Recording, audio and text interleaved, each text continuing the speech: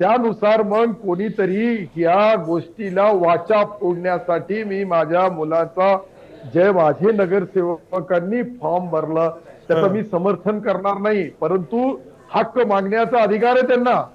का 51 नगरसेवक असून 51 रुपयाचा निधी विकासाचा मिळत नसेल तर काय करायला पाहिजे त्यांनी? तुम्ही असते नगरसेवक, तुम्ही असते आमदार, तर तुम्ही काय केलं असतं? स्वतः तुम्ही समजा तुम्हाला स्वतःला. हे जे मी बोलू लागलो. नंबर 2, तुम्ही काय सांगितलं का ह्या सर्व गोष्टी ज्या होऊ लागल्या याची तुम्हाला पूर्वकल्पना होती का? तर नाही होती. आम्हाला हे वाटलं का आमच्या नेत्याच्या वाट्याला संभाजीनगर, जालनाची, औरंगाबादची जागा मिळेल 100%, असे आम्हाला. परंतु त्यांनी फिगर दाखवले, आकडे दाखवले. हे आकडे कसे जिवंत झाले? का शेवटपर्यंत युती करतो करतो बोलायचं आणि महापालिकेत युती नाही करायची. तिथे आम्ही फार मोठा फटका खाल्ला, तिथे आम्हाला फेल केला. जिल्हा परिषद मध्ये माझा सिल्लोड मतदारसंघामध्ये मी सांगितलं की मला युती करायची नाही.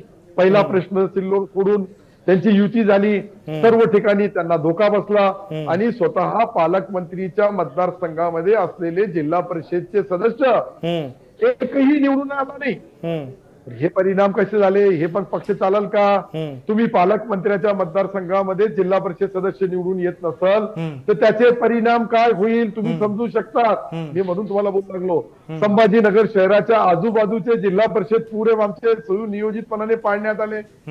ते पडल्यानंतर त्याचे परिणाम आम्हाला दिसले, म्हणून आम्ही पाठीमागे आलो. महापालिकेमध्ये इतक्या मोठ्या प्रमाणावर आमची सत्ता असून बी आमचे खासदार, आमचे पालकमंत्री आणि फक्त 13 जागा निवडून येतात आमच्या. म्हणजे किती आश्चर्यचकित गोष्ट आहे. जगामध्ये, देशामध्ये, कोणत्याही राज्यामध्ये, कोणत्याही जिल्ह्यामध्ये असं घडलं असेल का?